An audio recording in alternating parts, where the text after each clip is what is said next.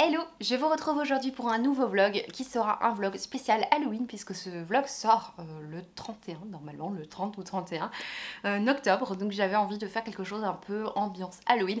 Et moi je trouve on en fait beaucoup pour Halloween et tout ça et c'est qu'une journée, je trouve ça un peu déprimant, donc j'avais envie de me faire une petite semaine spéciale Halloween, ambiance un peu spooky. Alors j'aimerais bien trouver un mot français parce qu'on est quand même sur une chaîne francophone un peu effrayante, mais ouais. J'ai envie de me faire cette petite ambiance cette semaine. Donc là, on est jeudi et donc dans une semaine et quelques jours, c'est Halloween. Et j'ai envie cette semaine de lire des livres un petit peu effrayants. J'ai envie de lire certaines lectures. Là, je vais embarquer avec moi un livre que j'ai envie de lire pour la saison. Alors je pense pas qu'il doit être effrayant pour le coup, hein. Mais j'ai envie de lire Pumpkinhead depuis super longtemps, c'est de Rainbow Rowell. Et c'est un livre écrit en anglais, donc je vais le lire un petit peu plus longtemps que d'autres livres. Pour le coup, je viens de vous parler d'ambiance effrayante et glauque. Ici, on n'est pas du tout sur du glauque, je pense qu'on est vraiment sur du mignon et du réconfortant, mais je pense que ça rentre un petit peu dans l'ambiance Halloween. Eh bien, je vais vous laisser, je vous embarque avec moi pour ce vlog. J'espère qu'il vous plaira et j'espère surtout que je vais lire des choses parce que je suis toujours dans cette phase où je ne lis pas grand chose. J'aimerais que ce soit résolu, cette histoire. Hello, je vous retrouve un petit peu plus tard. On est le lendemain de la première séquence et j'ai terminé un livre donc, que je peux vous montrer. Il s'agit de Pumpkinhead de Rainbow Rowell. Alors, je suis super contente, premièrement, parce que j'avais comme objectif cette année de lire plus de livres en anglais. Alors, plus que l'année passée, c'est pas compliqué, je pense que j'en ai lu 0 l'année passée, du coup là c'est déjà réussi, j'en ai lu 1. Bon bien sûr j'aurais bien voulu en lire plus, mais on est en octobre, hein, je pense qu'on va se calmer, je ne vais pas pouvoir lire d'autres livres en anglais. Je peux tenter, hein, mais pas certaine que j'y arrive. Voilà, je suis déjà contente pour ça. Deuxième chose, c'était vraiment une petite lecture toute douce, vraiment toute réconfortante. Je pensais qu'il y aurait quelque chose un petit peu horrifique, mais en fait pas du tout. Moi j'avais pas lu le résumé, donc j'ai vraiment lu ça complètement à l'aveugle. Donc on est sur un petit graphique extrêmement mignon de deux jeunes gens qui travaillent dans une sorte de festival du potiron. Donc c'est écrit en anglais, donc à chaque fois je traduis à ma manière pour voilà, vous parler un petit peu des trucs, mais c'est vrai que ça sonne mieux en anglais, hein, clairement. Pumpkinhead et tout ça, ça sonne beaucoup mieux en anglais. Et donc en fait ce sont une jeune fille et un jeune garçon qui travaillent pour la dernière fois, c'est la dernière fois qu'ils travaillent dans cette sorte de festival. Donc c'est vraiment une super chouette ambiance, je rêverais d'y aller, hein, clairement. C'était vraiment très mignon parce que l'histoire c'est vraiment ce jeune garçon qui en fait, ça fait des années qu'à ce festival il voit toujours une jeune fille, il a envie de lui parler, il a envie de lui dire quelque chose, hein, parce qu'il n'ose pas, il se trouve nul et il n'ose pas aller la voir et son amie, notre héroïne, lui dit bah écoute va la voir et ça va être un petit peu le thème du livre, donc l'aider à trouver cette fille pour lui dire bah, qu'il l'a repérée et pour parler un petit peu avec elle parce qu'il lui a jamais adressé la parole. Et donc bah, forcément il va y avoir toutes sortes de mini péripéties, hein. On n'est pas sur des meurtres ni quoi que ce soit, c'est simplement qu'on va faire le tour de tout ce festival, on va rencontrer d'autres personnages, on va découvrir différents stands, il y a des petites anecdotes et puis ça laisse le temps aux deux personnages de discuter sur leurs histoires d'amour, etc. Et franchement, j'ai trouvé ça tout doux. Je m'attendais pas du tout à ça, que ce soit aussi bon enfant en fait que ça. J'ai vraiment apprécié le côté tout public, mais extrêmement bienveillant de cette lecture. Franchement, si vous voulez un livre avec plein de péripéties, qui dépotent et tout, c'est pas le livre qu'il faut. Il se passe pas grand chose dans ce livre. C'est vraiment très mignon. On est oui, c'est une histoire d'amour, c'est une petite histoire bah, comme peut faire Rainbow Rowell, hein. Moi j'avais lu Attachement, j'avais lu aussi Fangirl. Voilà, c'est un petit peu ce que peut faire Rainbow Rowell, mais en version graphique. L'anglais est simplissime, si vous êtes en deuxième année d'anglais, vous pouvez le lire, franchement c'est extrêmement simple. Et moi, il n'y a aucun mot que j'ai pas compris, alors que je suis vraiment pas hyper douée en anglais. Donc ici, franchement, le niveau d'anglais est très simple. Si vous cherchez une lecture réconfortante à souhait, je pense que ça peut vous plaire. Au niveau des dessins, on est vraiment sur une atmosphère d'automne, une ambiance automnale, une ambiance selon les oranges. Alors c'est des jolis tons, hein, c'est pas les dessins que je préfère, ce sont des dessins très simples, très sans beaucoup de détails. Vous savez, je vous en ai déjà parlé, moi j'aime bien les dessins. On voit le trait de crayon, on voit le trait. Ici, tout est évidemment numérisé, mais c'est extrêmement simple. Je vous montre, franchement, voilà, c'est pas un trait qui va me toucher particulièrement, mais les couleurs sont chatoyantes, c'est chouette, enfin voilà. Et alors, donc je ne suis toujours pas dans une spooky lecture, hein, parce que c'est un petit peu ça. Je voulais lire des trucs un petit peu effrayants, mais aussi qui concernent Halloween. Ici, on est clairement dans une lecture d'Halloween, mais pas vraiment effrayante. J'avais pris pour la route, j'avais envie de lire le Baptiste Beaulieu, c'est pas du tout dans le thème, mais je vous en parle quand même, parce que là, je suis à la moitié.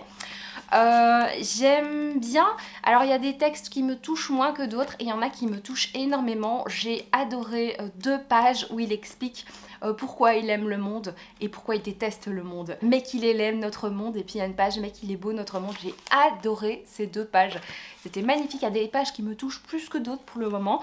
Je crois que je vais le terminer aujourd'hui, mais on ne sait pas du tout dans le thème du vlog, mais je voulais quand même vous en parler parce qu'en plus voilà, ça fait un moment que j'ai envie de découvrir Baptiste Beaulieu et franchement je suis contente.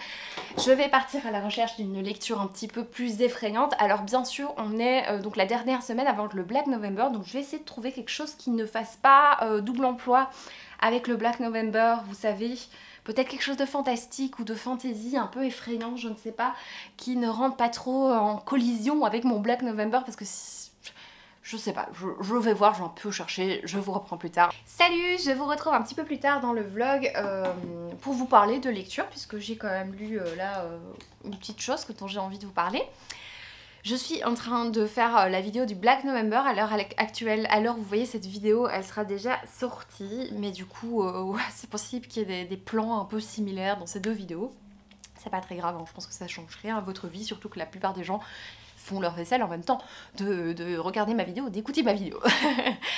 Donc, de quoi je voulais vous parler. Premièrement, je voulais quand même vous remercier pour l'accueil réservé au dernier vlog qui est sorti, qui était un vlog où je parlais de dité à la citrouille, de lecture.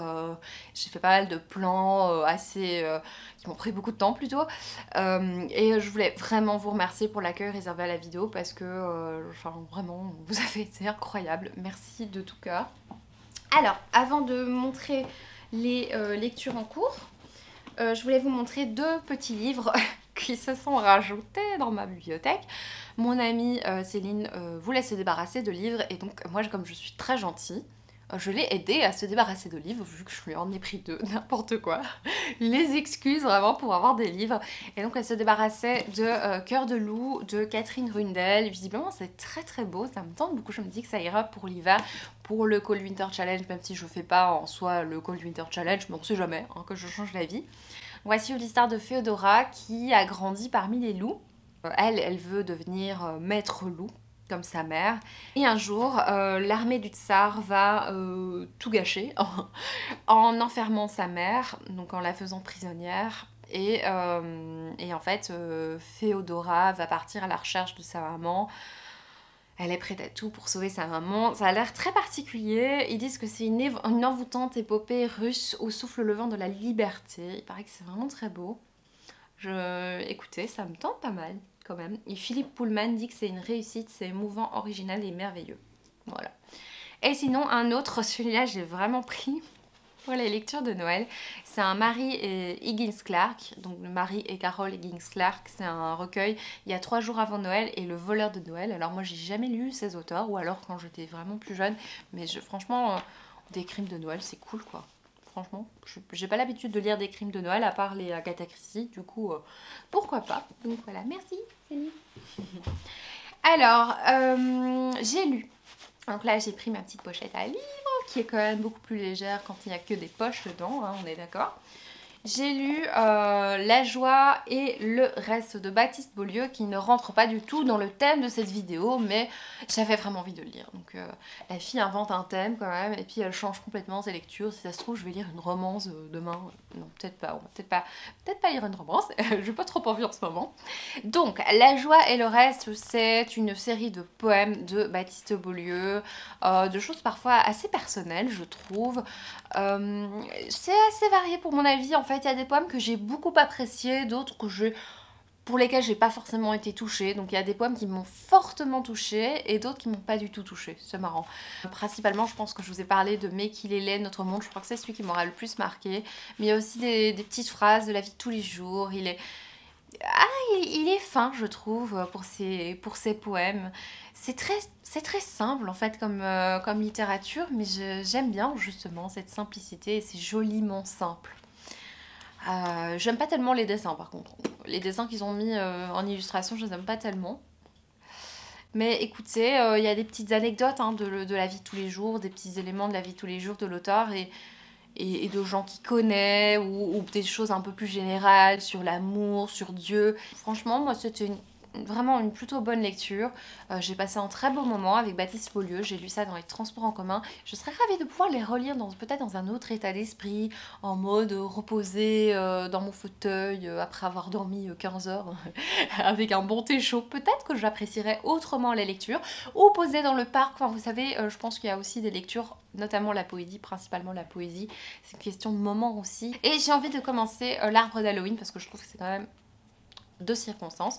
On est sur une lecture donc d'Halloween qui conviendra à ce challenge de cette semaine. Je ne sais pas si j'aurai le temps de le terminer, si j'aime bien, voilà, je ne sais pas, mais pourquoi pas. Voilà, je vais vous laisser pour ce petit plan.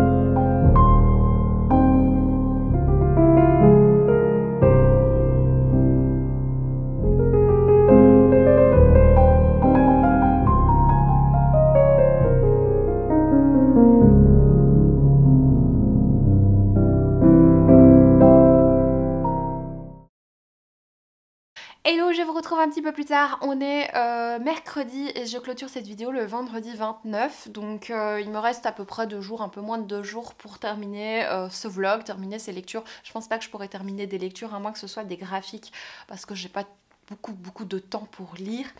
En tout cas, voilà, je voulais vous parler de certaines petites choses. Tout d'abord, je voulais vous remercier pour l'accueil réservé à ma vidéo du Black November parce que vous avez été incroyable, vous avez laissé plein de commentaires, vous avez... ouais, vous avez été incroyable, je sais pas comment le dire d'autre. Merci beaucoup pour tous vos commentaires, vos partages, vos échanges. Je me rends compte que j'ai tué un auteur dans cette vidéo, donc j'ai dit qu'un auteur était mort alors qu'il n'est pas mort, le pauvre. Heureusement que c'était pas un auteur français qui voit ma vidéo et qui fait mais moi je suis encore en vie, gars. Je suis encore en vie. Heureusement, de toute façon je pense pas qu'il serait tombé sur ma vidéo mais on sait jamais. Donc heureusement que cet auteur est loin et qu'il ne risque pas de comprendre ce que j'ai dit. Donc John Grisham visiblement est bien en vie, j'ai revérifié sur Wikipédia mais oui il est encore en vie, le pauvre, oh, c'est honteux. Bon bah merci beaucoup du coup pour le retour sur cette vidéo, c'est une vidéo qui me tenait à cœur parce que bah déjà c'est un challenge, le Black November qui me tient particulièrement à cœur, que Sève organise comme une dingue chaque année, enfin elle fait un travail de dingue derrière et j'avais envie justement de faire quelque chose d'un peu ambiance Halloween et je suis contente que ça vous ait plu parce que c'est vrai que dernièrement je me posais des questions sur la chaîne etc. Alors je vais pas vous parler de toutes mes interrogations qui franchement vous intéressent pas vraiment, mais en gros le résultat de tous ces questionnements c'est que j'ai envie de faire des vidéos que j'ai envie de faire déjà de base. C'est ce que j'ai toujours fait, hein. J'ai jamais fait des vidéos forcées que j'ai pas envie de faire. Quand j'avais pas envie ni le temps de filmer, je ne l'ai pas fait. Je pense pas que j'ai filmé en 7 ans presque des vidéos à contre-cœur. Mais j'avais envie de changer quelque chose et d'apporter quelque chose qui me ressemble un petit peu et donc de mettre un petit peu plus de moments musicaux dans la vidéo. Alors même si c'est pas moi qui ai composé pour le moment les musiques, c'est une musique que j'aime bien, que j'apprécie. J'avais envie vraiment de mettre des plans un petit peu plus travaillés dans mes vidéos, mais c'est vraiment une envie. Donc si par exemple dans 3 semaines j'ai plus envie de faire ça, bah, c'est possible qu'il n'y en ait plus. Voilà, donc j'irai vraiment au feeling. Et donc ces interrogations sur les vidéos m'amènent aussi à vous poser une question. J'ai pas fait de point lecture depuis longtemps et j'ai toujours fait des points lecture depuis que je parle de livres sur la chaîne en vous parlant de tous les livres que je lis, donc je n'en oublie aucun en général. Et depuis quelques mois en fait je fais moins de points lecture. Et parfois dans les points lecture il y a certains livres dont je ne parle pas. Et donc, je voulais savoir si c'était quelque chose qui vous embêtait. J'aime bien quand même avoir votre avis, savoir si les points lecture, c'est vraiment des vidéos que vous regardez ou pas. Je remarque dans les statistiques que ce sont des vidéos qui sont moins regardées. Mais en même temps, je sais que les personnes qui regardent les points lecture, c'est peut-être les personnes qui ne regardent pas les vlogs. Et donc, bah, si vous regardez pas les vlogs, vous regardez pas, vous écoutez pas ce que je suis en train de dire. Du coup, c'est con cette interrogation que je me fais. Mais ouais, je pense vraiment qu'il y a des gens qui regardent pas les vlogs, ce que je comprends. Hein. Et c'est vrai que le point lecture, c'est une autre dynamique. Il y a un regard, en tout cas, sur la lecture. Il y a une appréciation un peu plus mûre de la lecture, puisque parfois, il y a 3 semaines qu'on a lu le livre, et donc on sait dire... bah voilà, après 3 semaines, le livre, je l'ai oublié, quoi. Donc, il m'a pas marqué. Il y a peut-être un petit peu plus de distance par rapport à nos lectures dans les points lecture. Et ça permet aussi de comparer les livres les uns aux autres. Et puis, en général, la mise en scène est un peu plus esthétique. Enfin, en tout cas, dans ce que j'aime bien faire. Et donc, voilà, je voulais un peu savoir si les points lecture, vous les regardiez ou pas. Et voilà. C'était juste ça que je voulais vous demander. Sinon, on va parler de lecture. Je vais d'abord vous parler d'un livre que j'avais acheté la semaine passée. J'ai oublié de vous le montrer. Il s'agit de Notre-Dame de Paris de Victor Hugo. En fait, je sais pas Notre-Dame de Paris, je m'en suis rendu compte. Et ils ont sorti avec le soir une collection qui s'appelle Hetzel. Et je trouve ça magnifique. Alors, c'est une petite revanche parce que nous, en Belgique, on n'a pas la collection Cranford. Je vous en ai déjà parlé un milliard de fois. Vous savez, cette magnifique collection que j'ai su avoir grâce à des personnes adorables parmi vous. Mais en fait, nous, on ne sait pas les avoir facilement en Belgique. Et du coup, nous, on a ça. Voilà. Je ne sais pas si vous les avez, du coup. C'est via le journal de soir, c'est le tome 1. Et évidemment, le tome 2, donc la partie 2 de Notre-Dame de Paris, coûtera 10 €. Mais je pense que je vais investir parce que je n'ai pas Notre-Dame de Paris et je suis contente de l'avoir dans cette édition. Et il y en a d'autres qui vont sortir et c'est Victor Hugo. Il faut savoir que Victor Hugo, pour ceux qui ne savent pas, enfin vous ne savez pas, c'est un auteur que j'ai découvert quand j'étais adolescente, quand je faisais de la déclamation et je suis tombée amoureuse. Grâce à Mélancolia, un extrait des Contemplations de Victor Hugo, et peut-être aussi le discours du grand-père, là vous savez, dans l'art d'être grand-père, il y avait aussi un dialogue entre grand-père et petite-fille et je me souviens quand je faisais des cours et des concours quand j'étais vraiment plus jeune, j'avais travaillé un extrait de l'art d'être grand-père et je l'avais travaillé avec mon grand-père et donc c'était des dialogues entre une petite fille et son grand-père. Et je me souviens que je devais réciter les 2 voix pour le concours. Je me souviens, je devais faire la voix du grand-père, la voix de la petite fille. Et on avait travaillé ça avec mon grand-père qui faisait la voix du grand-père. Et donc je devais un petit peu m'inspirer de son expression. Et ça me fait des très très très beaux souvenirs qui sont peut-être un peu personnels, qui ne vous intéressent pas forcément. Mais du coup, Victor Hugo a une place très importante dans ma vie. Et de ne pas avoir Notre-Dame de Paris, c'est assez exceptionnel. Hein. Je vais toutes les semaines, du coup, aller voir en librairie. Ça va me faire payer plein de trucs. Hein. Oh, mais sinon, peut-être que les gens vont facilement les revendre chez Palmel. Alors, j'ai commencé une lecture qui correspond au challenge. Hein. Cette semaine, je devais lire des livres un petit peu ambiance, automne, Halloween, etc. Et j'ai voulu commencer Witchy, qui est un livre que j'avais reçu dans une box. Je dis toujours reçu, mais en fait la box je l'ai payée. La box All Crate. Alors je me suis désabonnée il y a 1 an de cette box parce que c'était vraiment trop cher et je lisais pas les livres. Et il y avait ça, c'était un goodies supplémentaire. Et dans cet univers, en fait, les sorcières, plus les sorcières ont des longs cheveux, plus elles ont du pouvoir. Et donc, elles risquent d'être une menace pour le pouvoir en place. Et là, on va suivre une jeune fille qui va étudier la magie. Et j'aime pas du tout. Je vous le dis tout de suite, recta. J'aime pas du tout les dessins. Je suis au début, elle est à l'école. Je trouve ça pas très beau en fait. Franchement, quand je le feuilletais, ça allait, mais en le lisant, je me rends compte que j'aime pas du tout cette manière, ce dessin. Alors, ouais, je sais pas si je vais continuer. Enfin, peut-être que je vais un peu me forcer. C'est quand même un graphique, ça va vite à lire, mais non, ça ne va pas. Et lundi, retour aux vieilles habitudes, mon compagnon a sélectionné un livre. Donc ce que j'ai fait, c'est que j'ai pris 10 livres de ma pile à lire et mon compagnon a lu les résumés et a choisi un livre pour moi en lisant les résumés. Donc a choisi un livre pour moi. Et un des livres qui le tentait bien, c'était Le Château des Bois Noirs et je l'ai commencé. Je suis trop contente parce que ça convient vraiment à l'ambiance. En même temps, j'avais mis 10 livres qui convenaient à l'ambiance, forcément. C'est exactement ce dont j'avais envie en ce moment. On est ici page 40 et c'est vraiment un livre d'ambiance pour le moment. On va suivre Hélène qui vient de se marier à un jeune garçon. Alors elle va découvrir et donc rentrer dans un monde qu'elle n'a pas l'habitude de connaître. Le monsieur, son mari, est un petit peu rustre. Elle est étonnée parce qu'il n'y a pas beaucoup de lumière dans la maison. Il y a la maison qui grince, il y a beaucoup de bruit avec le vent. Enfin voilà, c'est quelque chose, une chose à laquelle elle n'a pas du tout l'habitude. Et moi, j'adore cette ambiance. Je trouve que ça convient vraiment bien à la saison. Je n'aime pas le personnage masculin. Alors elle a l'air de l'apprécier, mais moi je ne l'aime pas. Bien sûr, c'est un livre qui a été écrit à une autre époque, donc il y a une autre vision de la femme, une autre vision de l'homme. Voilà, c'est normal. Quand on lit un livre qui a été écrit à une autre époque, c'est un petit peu normal que les us et coutumes soient différents et que ce soit adapté à l'époque. Mais même, il y a quelque chose qui me dérange chez ce monsieur. Voilà, que j'aime pas trop. On attend ici, page 40, toujours un personnage qui doit arriver, qui s'appelle Fabien. Et il doit arriver et on l'attend, on l'a toujours pas vu. Et moi j'ai hâte de le rencontrer. Vous savez pas à quel point. Je vous en dis pas plus, j'en sais pas plus de toute façon. Mais en tout cas, j'aime beaucoup le style, même si j'aime pas trop le personnage masculin.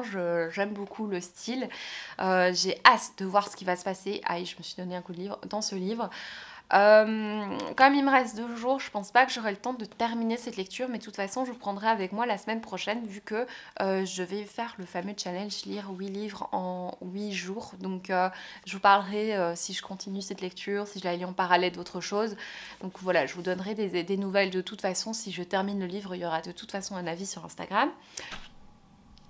Hello, c'est dans cette lumière 100% Halloween que je vous retrouve vite fait.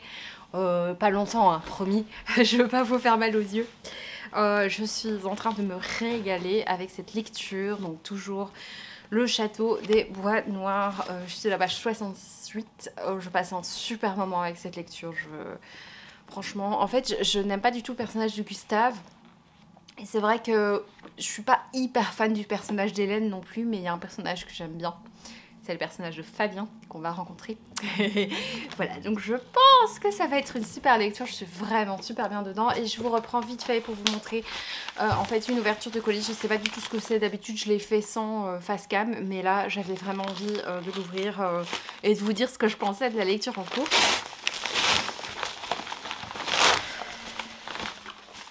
Ah, peut-être que c'est Slatkin, je sens un livre bien solide. Et ben ça alors, je suis trop contente, mais j'avais oublié.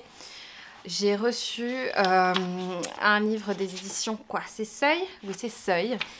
Et je pensais pas que j'avais été sélectionnée parce que c'est via Bipolar, je vous en ai déjà parlé, je pense, de ce site qui permet de chroniquer. En fait, c'est un site qui recense les polars, les thrillers, enfin voilà, tout ce qui est roman noir. Et en fait, de temps en temps, il y a la possibilité de recevoir un livre contre une chronique. Et donc voilà, ici il s'agit de L'écarisseur de Nadine Matheson. Je vous avoue qu'il me tente de fou, mais je ne savais plus que j'avais été sélectionnée pour celui-là. Donc ici c'est une enquête macabre. Ouais, ça a l'air trop bien. Il y a en fait des corps démembrés qui vont être retrouvés sur le long de la Tamise. Et on va suivre l'inspectrice Angelica Henley qui qui reconnaît en fait la marque d'un tueur en série.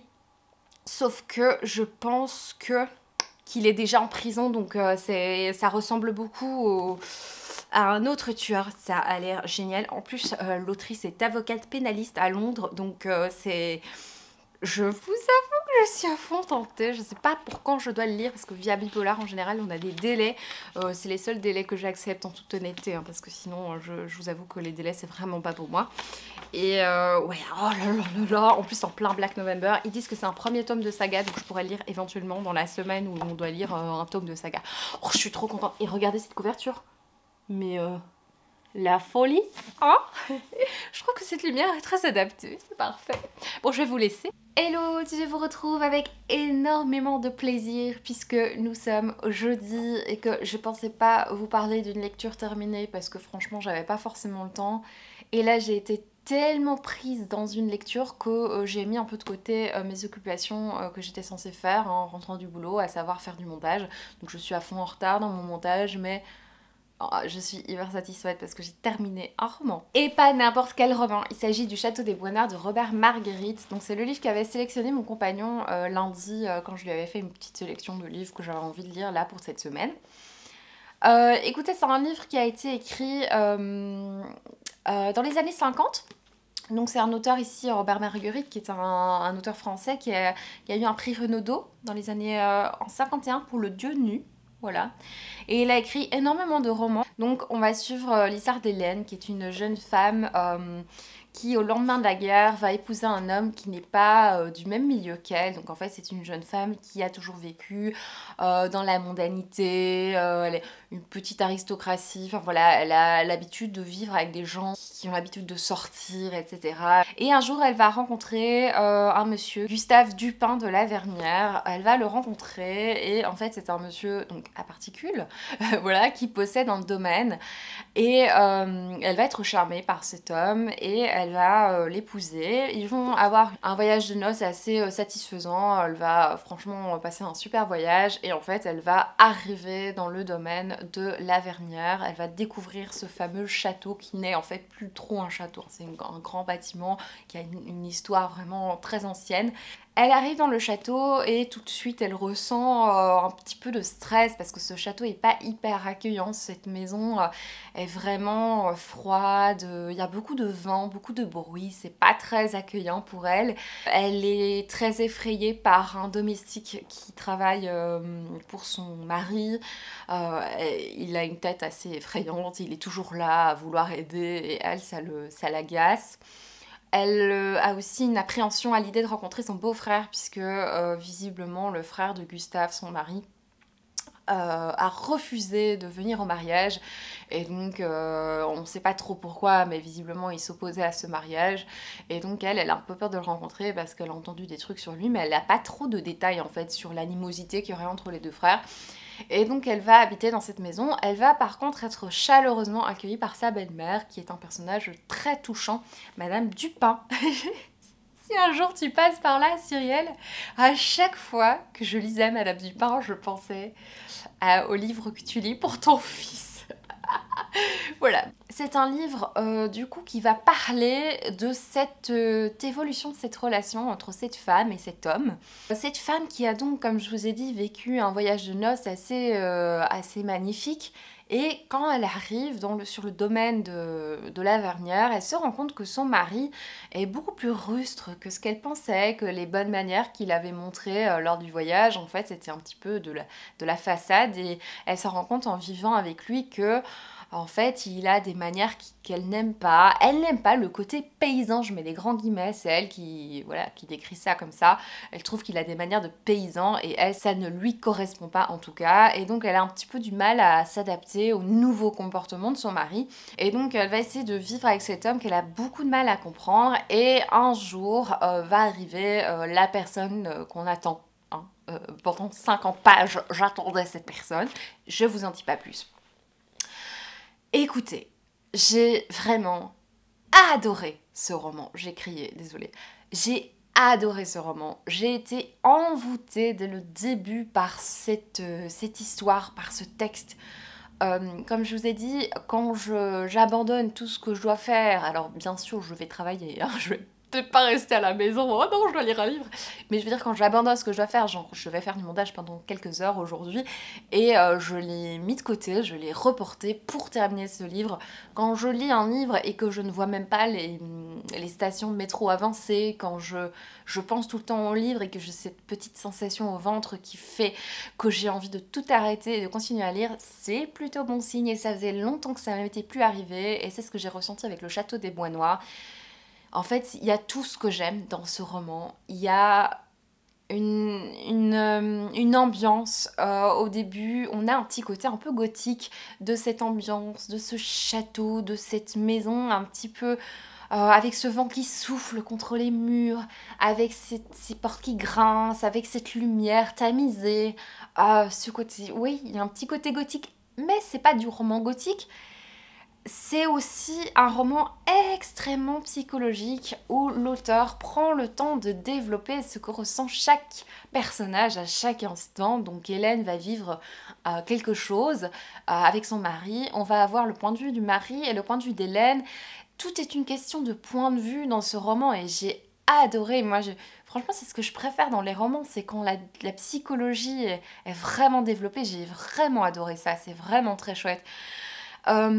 J'ai beaucoup aimé, franchement, et on a un moment, enfin, il y a un côté passionnel dans cette histoire que j'ai adoré. Il y a forcément une histoire d'amour qui m'a transportée. J'ai été vraiment passionnée par cette histoire. J'ai aimé le côté très contrasté de ces personnages. J'ai détesté Gustave, et en même temps j'ai adoré lire les descriptions de ce personnage qui est très égoïste. Je sais que Fabien, le frère de Gustave, utilise le mot égotiste, que je connaissais pas du tout. L'égotisme, j'imagine que ça doit être de l'égocentrisme. Égotisme est un trait de personnalité par lequel certaines personnes s'attachent particulièrement au maintien et à l'amélioration d'une image favorable d'eux-mêmes. Opinion flatteuse de soi, ouais, c'est par rapport à l'image, alors manie de parler de soi, culte du soi, etc. C'est intéressant.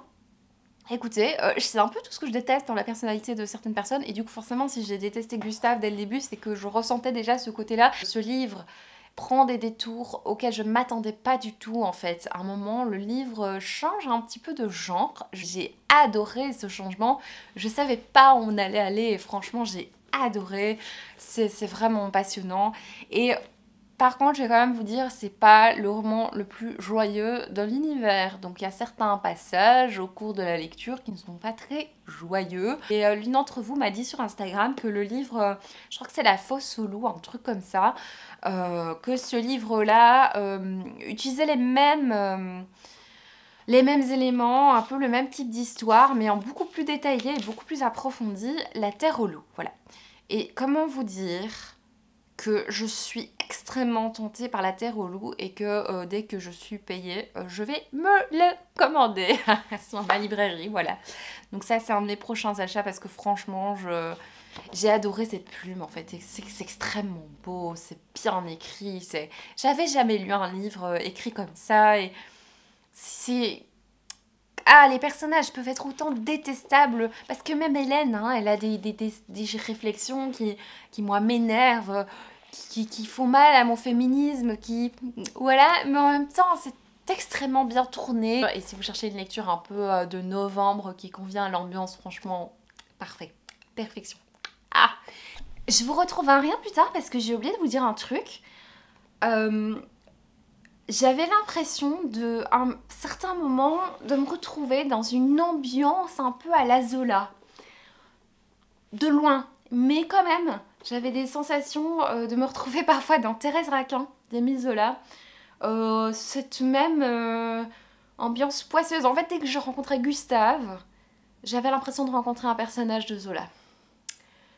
C'est pas toujours le cas, hein, mais vraiment le personnage de Gustave, j'avais l'impression de voir un personnage décrit par Émile Zola, et donc voilà.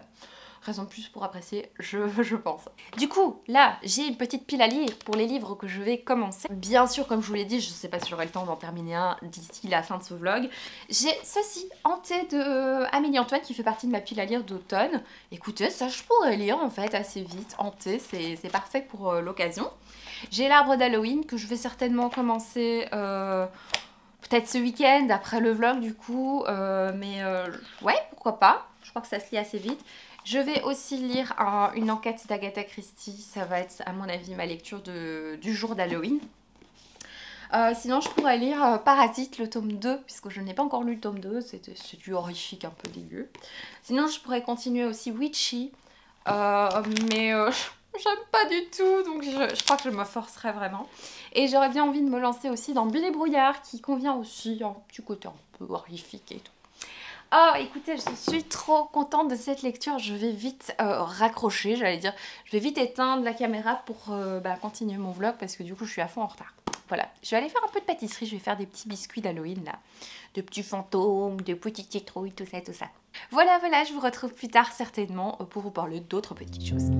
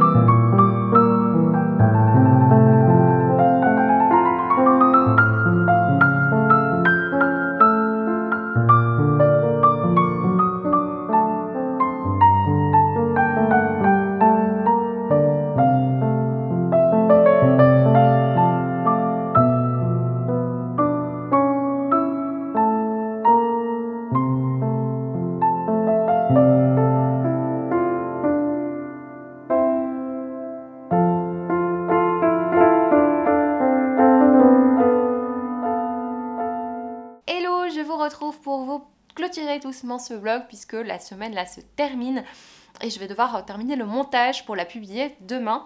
Et donc ça s'est super bien passé cette semaine. Je suis contente d'avoir lu des livres un petit peu d'ambiance et je vais continuer à le faire, hein. C'est juste que là je vais clôturer le vlog.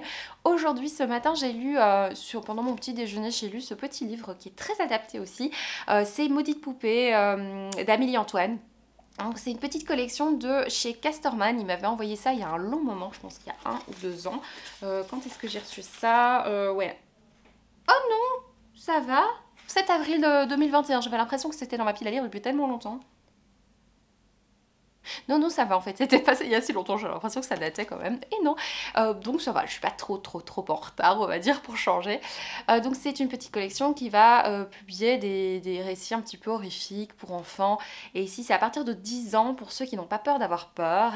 Ça raconte l'histoire de Thaïs et Margot, qui sont 2 jeunes sœurs qui vont faire une brocante et qui vont découvrir une poupée. Margot va tomber complètement sous le charme d'une poupée, elle va l'acheter et à partir du moment où elle achète cette poupée, il va se passer des choses vraiment étranges. Le comportement de Margot va changer, Thaïs, la grande sœur de Margot, va elle-même commencer à avoir un petit peu peur pendant la nuit, puisqu'il y aura des petits bruits étranges, des apparitions, enfin des flaques d'eau, des petits cris, enfin voilà, elle va entendre et voir des choses bizarres et elle va s'inquiéter du comportement de sa sœur qui est vraiment très étrange. Donc il y a un truc avec cette poupée, clairement, cette poupée l'angoisse profondément et donc maudite poupée, donc on va vraiment parler de quelque chose autour de cette poupée. J'ai passé un chouette moment, c'était une chouette petite lecture. Je n'arrive pas en fait à moi me mettre à la place de quelqu'un de 10 ans et de me dire est-ce que j'aimerais ça à 10 ans. C'est une chouette petite lecture avec une chouette ambiance, un petit peu stressante effectivement. Je ne sais juste pas vous dire en fait si à 10 ans ce serait apprécié. Mais voilà, j'ai bien aimé la fin qui est assez particulière.